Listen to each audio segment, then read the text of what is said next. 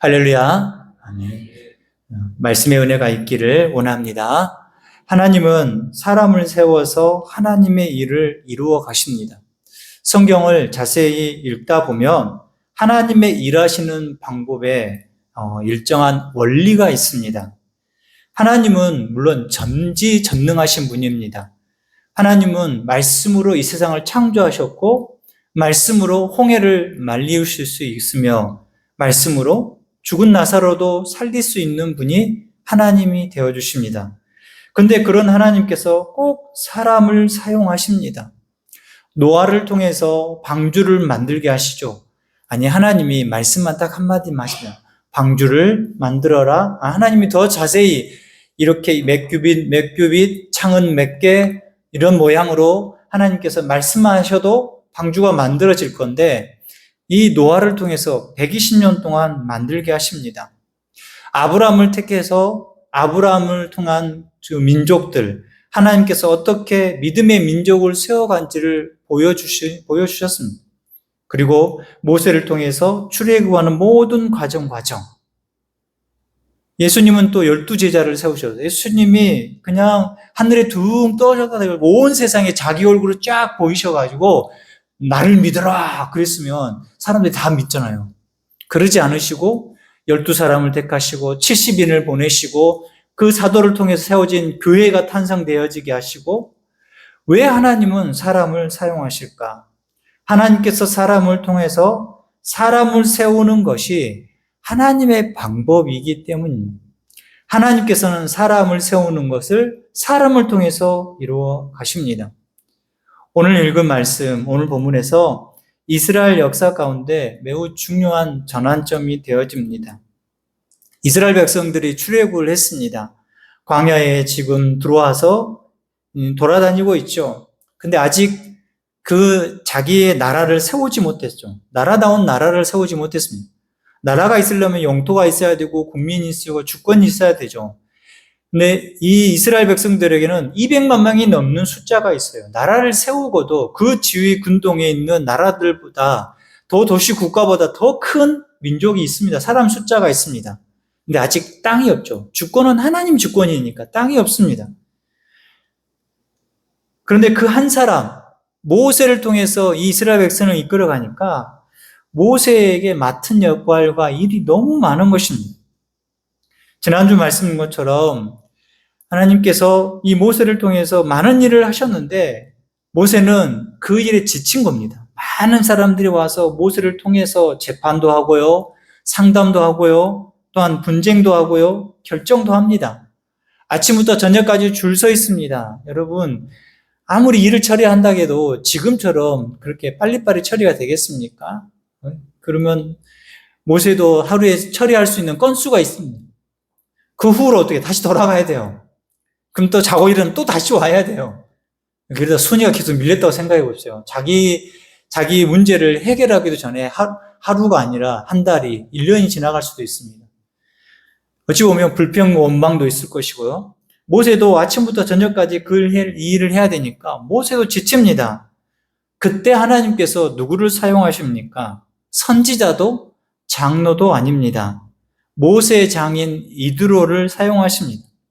이드로는 이스라엘 사람도 아니죠. 미디안의 제사장입니다.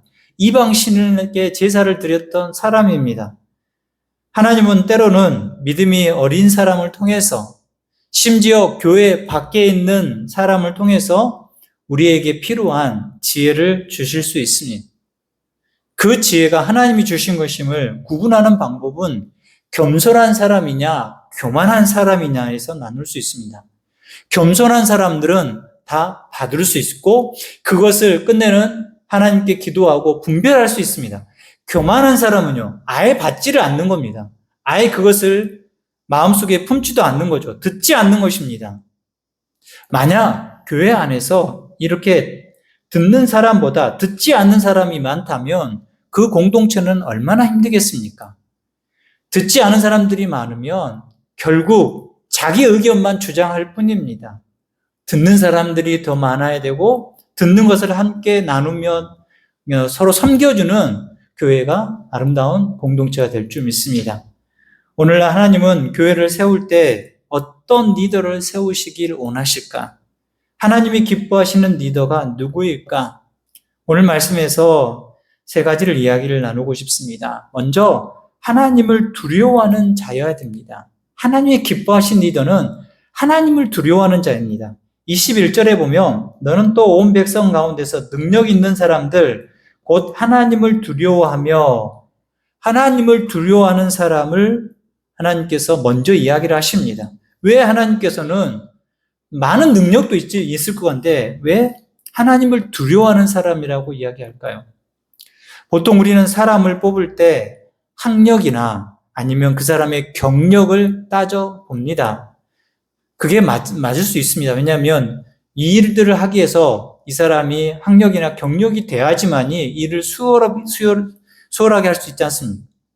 말을 잘하는지, 또한 어떤 일을 감당했을 때 그것을 잘 할 수 있는지. 근데 하나님은 하나님을 두려워하는 사람을 먼저 찾으십니다. 왜냐하면 하나님을 두려워하는 사람은 결국 누구를 두려워하지 않겠습니까? 사람을 두려워하지 않는다는 것입니다. 하나님을 두려워하면 사람이 무슨 말을 하든 어떤 것들을 행하든 간에 동조하거나 휩쓸리지 않습니다. 반대로 하나님을 두려워하지 않는 사람은 결국 자기의 이익과 사람의 눈치를 보게 되는 것입니다. 이스라엘의 첫 번째 왕이 누굽니까? 사울이었습니다. 사울이 사무엘상 15장에 보면 하나님께서 아말렉을 진멸하라고 명령합니다. 다 죽이라고요. 사람부터 또한 가지고 있는 양과 소와 모든 것들을 다 진멸하고 없애라고 했습니다. 그러나 사울은 백성들과 함께 그들의 눈에 좋은 것을 남겨둡니다. 그들의 눈에 좋은 것을. 하나님의 말씀이 우선이 아니라 그들의 눈에 좋은 것입니다. 사무엘상 15장 9절에 보면 사울과 백성이 아각은 아말렉의 왕이었습니다. 아각과 그의 양과 소의 가장 좋은 것 또는 기름진 것과 어린 양과 모든 좋은 것을 남기고 진멸하기를 즐겨 아니하고 가치 없고 하찮은 것은 진멸하니라. 그들이 생각하기에 좋은 것은 남겨두고 그들이 생각하기에 보기에 가치 없고 하찮은 것들, 병든 것들, 쓸모없는 것들은 다 진멸했으니 하나님의 말씀에 하나님의 명령에 정반대 모습을 가지고 있는 것입니다. 이것을 사무엘이 사울에게 꼬집습니다. 왜 지금 저기서 들려오는 소리가 무엇입니까? 양과 소의 소리가 들린 거예요. 전쟁에 승리하고 돌아오는데 저게 무슨 소리입니까? 그래서 사울이 왜 남겨두는지를 이야기할 때 그가 백성을 두려워해서 그렇게 했다고 표현합니다.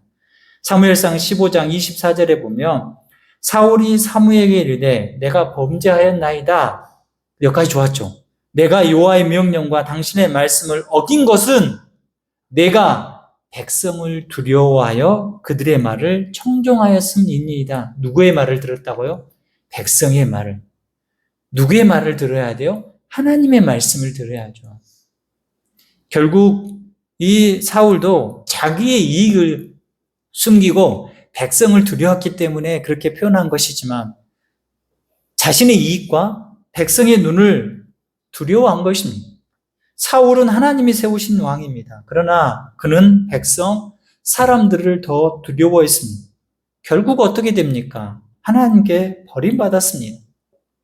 그러나 다윗은 달랐습니다. 다윗은 블레셋과 싸우는 전쟁터에 형들을 만나러 찾아갑니다. 골리앗 앞에서 모든 이스라엘 백성들이 두렵고 떨고 아무것도 못하고 있었을 때 다윗이 어떻게 합니까? 다윗이 사무엘상 17장 45절에 보면 다윗이 블레셋 사람에게 이르되 골리앗에게 이르되 너는 칼과 창과 단창으로 내게 나아오지만 나는 만군의 여호와의 이름 곧 네가 모욕하는 이스라엘 군대의 하나님의 이름으로 내가 나아가노라. 다윗은 골리앗보다 누가 더 크십니까? 하나님이 더 크신 분이에요. 골리앗은 아무것도 아니에요. 하나님이 크신 분이고 하나님이 이 모든 것들을 이끄시는 분인 것을 고백하는 것입니다. 그래서 다윗은 골리앗을 넘어뜨리고 죽이고 승리합니다. 결국 하나님 편에 서고 하나님의 뜻을 따르는 자에게 승리가 보장되어 있습니다. 예수님은 인간의 몸으로 이 땅에 오셨습니다. 예수님 또한 사람인지라 사람의 인기에 흔들거릴 수 있습니다. 예수님께서 많은 기적, 오병이어의 기적을 행하시잖아요. 그럼 사람들이 얼마나 더 놀랬겠습니까? 아니, 이것밖에 드리지 않았는데 수많은 사람들이 먹죠. 그들이 예수님을 왕으로 삼으려고 합니다. 그러나 예수님은 산으로 올라가셔서 기도하시죠. 사람들은 환호했지만 예수님은 누구의 뜻을 따릅니까? 하나님의 뜻을 따릅니다. 그리고 이 고난의 잔이 자신이 마셔야 되고 자신이 가야 할 이 십자가의 길이 얼마나 힘든 것인지 아셔서 겟세마네에서 기도하실 때 어떻게 이 잔 내게 옮겨달라고. 그런데 나의 원대로 마시옵고 아버지의 원대로 되기를 원하나이다. 하나님 뜻대로 되기를 원합니다. 하나님 뜻이 분명히 있다면 그 뜻을 따라 나아가는 거예요. 내 목숨이 없더라도, 내가 손해볼지라도 그게 하나님을 두려워하는 자의 삶이라는 것입니다. 우리는 누구를 두려워하면서 살아가십니까? 여러분이 교회에서 누구를 두려워하십니까? 저를 두려워하십니까? 저를 두려워하신 분이 없습니다. 지금 보니까. 여러분, 목사도, 장로도, 집사도, 권사도, 성가대도, 봉사하는 모든 분들도 사람보다 하나님을 두려워해야 됩니다. 하나님을 먼저 두려워하는 사람이 되시길 바랍니다. 여러분은 어떤 눈을 두려워하십니까? 잠언 29장 25절에 보면 사람을 두려워하면 올무에 걸리게 되거니와 여호와를 의지하는 자는 안전하리라. 할렐루야. 사람을 두려워하고 사람의 눈치를 보면 결국 올무에 걸리지만 하나님을 두려워하고 하나님을 의지하는 자에게는 하나님께서 안전하게 보장하실 줄 믿습니다. 사람은 변합니다. 환경도 변합니다. 그리고 사람의 저의 행동도 이 사람과 저 사람이 평가가 다를 수 있습니다. 그러나 우리 하나님은 변하지 않습니다. 우리가 교회에서 사람보다 하나님을, 우리 개개인이 사람보다 하나님을 더 두려워하는 믿음을 가지고 살아가는 우리 성도들이 되시길 주님의 이름으로 축원합니다. 첫 번째는 하나님을 두려워하는 자였습니다. 두 번째는 하나님은 진실과 공의를 갖춘 사람을 사용하십니다. 교회에서 쓰임받는 리더는 진실과 공의를 행하는 자입니다. 오늘 21절 중반절 보면 진실하며 불의한 이익을 미워하는 자를 살펴서 불의한 이익을 싫어하는 자, 불의한 이익을 따르지 않는 자, 진실하며 불의한 이익을 내가 찾지 않는 자를 말하는 것입니다. 이 말씀은 교회 리더뿐만 아니라 모든 성도들에게 주신 말씀입니다. 왜냐하면 하나님께서는 믿음 따로 인격 따로 그런 것을 분리하는 것을 원하지 않으십니다. 믿음 좋은 사람은 삶에서도 정직해야 됩니다. 예배를 잘 드리는 사람은 생활에서도 진실해야 됩니다. 기도를 많이 하는 사람은 그 선포되는 입술 가운데도 말도 정직해야 됩니다. 신앙이 교회 따로 밖에 따로가 아닙니다. 신앙은 교회 안에뿐만 아니라 여러분의 삶의 전체에서 드러나는 게 진짜 신앙입니다. 그런 성도들이 되시길 바랍니다. 오늘 말씀에서 진실한 사람은 어떤 사람이냐? 성경에서 말하는 진실함은 단순히 거짓말을 하지 않는 정도가 아닙니다. 히브리어 의미로는 믿을 수 있는 사람. 히브리어 단어로 보면 아만이란 단어입니다. 그런데 우리가 정말 많이 쓰는 말이 있습니다. 아멘. 아멘의 원어가 바로 아만입니다. 히브리어로. 상대방의 말을 확증하거나 찬성할 때 또한 말씀을 들을 때 맞습니다. 그게 하나님의 말씀 맞습니다. 제가 믿습니다. 확신합니다. 우리가 표현할 때 아멘 그러지 않습니까? 이 단어가 거기서 나온 겁니다. 약속을 지키는 사람, 맡겨진 일을 끝까지 책임지는 사람, 뒤에서나 앞에서나 다 일치한 같은 사람, 겉과 속이 같은 사람을 이야기할 때 이 진실하다는 표현을 씁니다. 성경에서 보면 신뢰할 수 있는 인물로 대표적인 인물이 바로 요셉입니다. 요셉은 군대 장관 보디발의 집안의 모든 가정 총무를 역할을 맡았습니다. 요셉은 히브리 사람이고 노예였습니다. 근데 그 군대 장관의 모든 집의 총무를 맡았습니다. 얼마나 높은 위치에 있겠습니까? 또 어린 나이입니다. 그럼에도 불구하고 집안의 모든 것들을 맡았습니다. 왜 보디발이 그것을 맡기겠습니까? 요셉이 믿을만 하니까요. 진실하기 때문에요. 그 진실함이 어디까지 이어집니까? 감옥에서도요. 감옥에서도 감옥에서 간수장의 모든 일들을 맡았습니다. 그리고 결국은 애굽의 총무까지, 애굽의 총리까지 맡은, 애굽의 바로도 그 나라의 모든 일들을 맡긴 것입니다. 요셉의 신분상, 요셉의 어떤 능력이 뛰어나서 그런 일들을 맡은 게 아닙니다. 하나님을 믿고 하나님의 뜻에 따라 진실함과 정직함으로 나아갔을 때 하나님께서 그를 형통하게 하셨습니다. 할렐루야. 여러분의 삶 가운데도 진실하고 또한 불의한 이익을 미워하는 자로 살아가면 하나님께서 형통하게 하실 줄 믿습니다. 우리는 세상을 속이면서 살아갈 수 없습니다. 근데는 누굴 속이는 거니까요? 하나님을 속이는 거니까요. 세상 사람들이 그렇게 산다고 해서 똑같이 살 필요가 없습니다. 우리는 하나님을 두려워하는 사람이고 진실함과 또한 불의한 이익을 미워하는 자로 살아가는 여러분이 되시기를 바랍니다. 교회에서도 마찬가지입니다. 우리가 교회에서도 일을 잘하는 사람보다 먼저 신뢰받는 사람이 되어야 됩니다. 교회 안에서 말을 쉽게 옮기는 사람들이 있습니다. 제발 부탁인데 우리 교회 중직자들은 그런 분들이 있으면 안 됩니다. 비밀을 지킬 줄 알아야 됩니다. 기도 부탁드렸는데 그 기도 제목이 벌써 제 귀에 들어오면 어떻게 합니까? 네, 감사합니다. 저한테도 기도하라고 주신 건 줄 알지만 저뿐만 아니라 다른 사람도 다 비밀을 지킬 줄 알아야죠. 칭찬보다 비판을 더 많이 하는 사람이 있습니다. 이런 사람을 일은 잘해도 하나님께서 크게 사용하지 않습니다. 말을 적게 하고 약속을 잘 지키고 끝까지 책임지는 사람을 하나님께서 귀하게 사용하실 줄 믿습니다. 잠언 11장 13절에 보면 두루 다니며 한담하는 자는 남의 비밀을 누설하나 마음이 신실한 자는 그런 것을 숨기느니라. 할렐루야.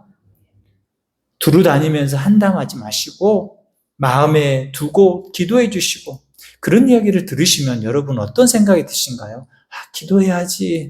기도해야지. 아니 어디 가서 내가 말해야지 하는 거야. 그게 아니라 기도해 줘야지. 함께 기도해야지. 그런 마음이 드는 우리 성도들이 되었으면 좋겠습니다. 그래서 우리 광진교회가 서로의 허물을 들추는 교회가 아니라 서로를 세워주는 교회가 되길 원합니다. 그리고 불의한 이익을 미워하는 자를 리더의 조건으로 하나님이 세우셨는데 왜 이 말씀을 하셨을까? 불의한 이익이라는 것은 결국 그 사람이 어떤 위치에 올라가거나 그것을 행사할 만한 어떤 능력의 위치가 있을 때 그것을 가지려고 하는 인간의 본심이 그것을 억제하는 것입니다. 권력에 있다 보면 유혹에 쉽게 넘어집니다. 그래서 교회 안에서도 직분이 특권이 되는 경우가 있습니다. 제가 와서 계속 말씀드리지만 직분은 섬김입니다. 직분은 명찰이 아닙니다. 직분은 섬김의 자리라고 하나님께서 내가 너를 그곳에 부른 이유는 그 일을 행하도록 우리를 택하신 것입니다. 그래서 우리가 그 직분을 받았다면 하나님께서 나를 쓰시는구나, 나를 써주세요. 늘 생각하며 내가 쓰임받을 곳이 어떤 곳이 있을까? 내가 교회에서 하나님의 일들을 어떤 일들을 감당할까? 기도하면서 찾는 거 그거 저한테 물어보세요. 제가 가르쳐 드릴게요. 그래서 함께 교회를 세워가는 것입니다. 그러나 위치에 가면 그 직분을 이용해서 명예를 얻고 싶어 합니다. 칭찬받고 싶어 하고요. 인정받고 싶어 합니다. 근데 우리는 누구를 닮아야 됩니까? 예수님을 닮아야 됩니다. 예수님을 닮아야 된다면 예수님이 이 땅에 하셨던 말씀, 마가복음 10장 45절을 보면 인자가 온 곳은 섬김을 받으려 함이 아니라 도리어 섬기려 하고 자기 목숨을 많은 사람의 대속물로 주려 함이니라. 할렐루야. 예수님께서 섬김을 받을 위치죠, 원래. 그러나 그 모든 것 다 영광 내려놓고 도리어 섬기러 오셨고 자신이 목숨을 내놓으심으로 말미암아 많은 사람들이 그 죄의 문제에서 영원한 생명을 얻는 길에 설 수 있게 된 것입니다. 예수님은 하나님이시죠. 그런데 예수님의 왕자는 십자가였습니다. 저 좋은 자리, 하늘의 보좌 자리 다 내려놓고 그 십자가에서 누우셨습니다. 예수님의 면류관은 하늘 보좌 면류관이 아니라 가시관이 있었습니다. 여러분 탱자나무 가시함 찔려보셨습니까? 얼마나 아픈지 아십니까? 그 가시를 엮어가지고 일단 머리다 쓰셨어요. 그 로마 군병들이 짓눌렸어요. 찔려가지고 피가 철철 흘러요. 예수님의 권위는 희생이었습니다. 다 내려놓고 희생하셨습니다. 교회 리더도 마찬가지입니다. 높아질수록 더 많이 섬겨야 됩니다. 지분이 높을수록 더 많이 희생해야 됩니다. 이것이 세상과 교회의 차이입니다. 말씀을 준비하면서 제 스스로도 점검해보고 여러분 스스로도 한번 점검해 보십시오. 나는 하나님을 신뢰하고 하나님 뜻을 온전히 믿는 사람인지 나에게 맡겨진 일, 직분 끝까지 감당하고 있는지 혹 교회의 유익보다 내 자존심을 앞세우고 있지 않는지 예수님처럼 묵묵히 섬기고 나아가고 있는지 예수님은 화려한 사람보다 신실한 사람을 찾으십니다. 그 사람이 재능이 있고 그 사람이 능력이 있는 것보다 하나님께서는 하나님의 자녀됨을 먼저 보시는 겁니다. 하나님을 자녀됨은 무엇이겠습니까? 하나님을 두려워하고 하나님 앞에 늘 나아가고 하나님의 뜻이 무엇인지 찾는 귀한 우리 성도들이 되시고 그렇게 우리 교회가 세워져가는 귀한 교회가 되길 원합니다. 마지막으로 이들의 마지막 조언은 함께하라는 것입니다. 모세 혼자 하지 말라는 거예요. 천부장을 세우고 백부장, 50부장, 10부장을 세우라는 거예요. 왜요? 하나님의 일을 한 사람이 감당하는 것이 아니기 때문입니다. 오늘날에도 마찬가지입니다. 목사가 혼자 교회를 세우는 게 아닙니다. 저한테 다 맡긴다면 제가 다 할 수 있을까요? 제가 다 하면 저는 이제 설교 못 합니다. 우리 다 함께 나눠서 가는 겁니다. 우리 장로님에게 다 맡기면 되겠습니까? 아닙니다. 안수심과 집사님과도 함께하고 우리 권사님들과도 함께하는 것입니다. 그리고 우리 교회에 있는 기관 있지 않습니까? 기관이 그 작은 공동체가 구역이 그 공동체 이름과 함께 할 때 그 기관이 살아 움직이는 것입니다. 그 기관의 장들만, 회장님만, 총무만, 구역장만 일을 한다면, 같이 섬긴다면 결국 그것은 공동체를 살리는 게 아니라 공동체가 점점 힘들어지는 것과 같은 것입니다. 같이 가는 것입니다. 함께 하는 것입니다. 함께 교회를 세워가는 거고 함께 그 공동체를 세워가는 것입니다. 그러한 공동체가 되기를 원합니다. 이스라엘 백성들이 하나님께 죄를 짓지 않습니까? 북이스라엘이 처음에 멸망하고 732년에 남유다가 586년에 멸망합니다. 근데 하나님께서 약속을 하시냐? 70년 후에 다시 내가 너희를 회복하겠다. 그 회복의 1세대가 바로 느헤미야입니다. 느헤미야가 와가지고 먼저 소식을 듣죠. 지금 돌아가기 전에 내가 내 고향 예루살렘이 어떠한 상태이냐. 그러니까 성벽이 다 회파되었고 성전도 없는 것입니다. 그래서 이 느헤미야가 아수르 왕에게 페르시아 왕에게 내가 돌아가겠습니다. 돌아가서 내 예루살렘에 있는 성벽을 다시 재건하겠습니다. 느헤미야가 돌아와서 그 일을 혼자 했습니까? 아닙니다. 그 남아있던 이스라엘 백성들 모두가 다 함께 했습니다. 그래서 그 성벽을 52일 만에 완성을 합니다. 근데 그들이 어떻게 완성을 했냐? 자기 집이 사는 성 내, 성 안에 자기 집이 있으며 그 집 앞에 성벽을 자기가 다 감당한 것입니다. 각각의 집에서 제사장이 됐던 어떤 직무를 맡았던 사람이든 다 자기 집 앞에 있는 성벽은 자기가 담당한 겁니다. 그러니까 52일 만에 이 성벽을 다 마무리한 것입니다. 느헤미야 혼자 와가지고 사람을 사서 한다고 해도 그렇게 할 수 없습니다. 결국 자기가 맡은 자리, 조그마한 자리일지라도 함께 했을 때 짧은 시간 안에 하나님의 역사를 이루어 갑니다. 우리 교회도 마찬가지입니다. 모든 성도가 같이 일을 하는 것을 해야 됩니다. 물론 우리가 모두 다 나와서 모두 다 하는 건 아니지만 하나님께서 우리에게 주신 각각의 모습들이 있습니다. 어떤 분은 기도하고요. 어떤 분은 안내하고요. 어떤 분은 청소하고요. 어떤 분은 성가대로 아니면 찬양팀으로, 어떤 분은 차량 봉사도 하고요. 어떤 분은 무덥지만 이 날씨에 식당에서 음식을 만들기도 하고요. 여러 가지 일들이 있습니다. 그 모든 섬김들이 모여서 하나님의 교회를 세워가는 것입니다. 물론 힘이 듭니다. 어렵습니다. 그러나 그 맡은 부분에서 최선을 다하고 열심을 다할 때 우리 교회가 아름다워질 수 있고 온전해질 수 있는 것입니다. 이것을 어떻게 비유하냐면 오케스트라라고 생각해 보시면 됩니다. 교회는 오케스트라지 독주회가 아닙니다. 오케스트라 하면 여기에는 여러 가지 관악기, 현악기, 타악기 이것들이 다 조화돼서 연주하는 것이 바로 오케스트라입니다. 그래서 바이올린도 있고요. 그다음에 피아노, 첼로 제가 그래 찾아봤습니다. 플룻, 트럼펫, 타악기, 팀파니, 북, 심벌즈, 하프도 있고요. 엄청나게 많은 악기들이 있습니다. 바이올린 하나만 연주해도 아름다운 곡이 나올 수 있지만 오케스트라에서는 바이올린 혼자 하는 게 아닙니다. 각각의 소리가 한꺼번에 다 어울려져서 아름다운 교향곡이나 음악이 만들어진 것입니다. 교회도 마찬가지입니다. 목사 혼자 설교한다고 해서 교회가 되는 것이 아닙니다. 성도 한 사람 한 사람이 하나님께 받은 은사를 따라서 함께 자신이 있는 위치에서 충성 다할 때 아름다운 교회가 되는 것입니다. 히브리서 13장 17절 보면 너희를 인도하는 자들에게 순종하고 복종하라. 그들은 너희 영혼을 위하여 경성하기를 자신들이 청산할 자인 것 같이 하느니라. 상반절 보면 너희를 인도하는 자들에게 순종하고 복종하라. 인도하는 사람, 목사가 되었던 장로님이 되었던 그 사람을 절대화하라는 말이 아닙니다.